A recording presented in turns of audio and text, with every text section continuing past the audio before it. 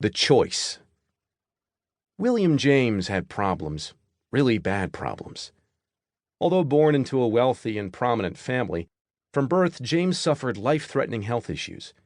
An eye problem that left him temporarily blinded as a child, a terrible stomach condition that caused excessive vomiting and forced him to adopt an obscure and highly sensitive diet, trouble with his hearing, back spasms so bad that for days at a time he often couldn't sit or stand upright. Due to his health problems, James spent most of his time at home. He didn't have many friends, and he wasn't particularly good at school. Instead, he passed the days painting. That was the only thing he liked, and the only thing he felt particularly good at. Unfortunately, nobody else thought he was good at it. When he grew to adulthood, nobody bought his work, and as the years dragged on, his father, a wealthy businessman, began ridiculing him for his laziness and his lack of talent. Meanwhile, his younger brother, Henry James, went on to become a world-renowned novelist. His sister, Alice James, made a good living as a writer as well. William was the family oddball, the black sheep.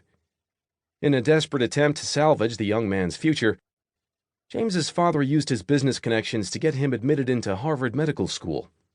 It was his last chance, his father told him. If he screwed this up, there was no hope for him. But James never felt at home or at peace at Harvard. Medicine never appealed to him. He spent the whole time feeling like a fake and a fraud. After all, if he couldn't overcome his own problems, how could he ever hope to have the energy to help others with theirs? After touring a psychiatric facility one day, James mused in his diary that he felt he had more in common with the patients than with the doctors. A few years went by, and again, to his father's disapproval, James dropped out of medical school. But rather than deal with the brunt of his father's wrath, he decided to get away. He signed up to join an anthropological expedition to the Amazon rainforest. That was in the 1860s, so transcontinental travel was difficult and dangerous. If you ever played the computer game Oregon Trail when you were a kid, it was kind of like that, with the dysentery and drowning oxen and everything. Anyway, James made it all the way to the Amazon, where the real adventure was to begin. Surprisingly, his fragile health held up that whole way. But once he finally made it, on the first day of the expedition, he promptly contracted smallpox and nearly died in the jungle. Then his back spasms returned, painful to the point of making James unable to walk. By this time, he was emaciated and starved from the smallpox, immobilized by his bad back, and left alone in the middle of South America, the rest of the expedition having gone on without him, with no clear way to get home. A journey that would take months and likely kill him anyway.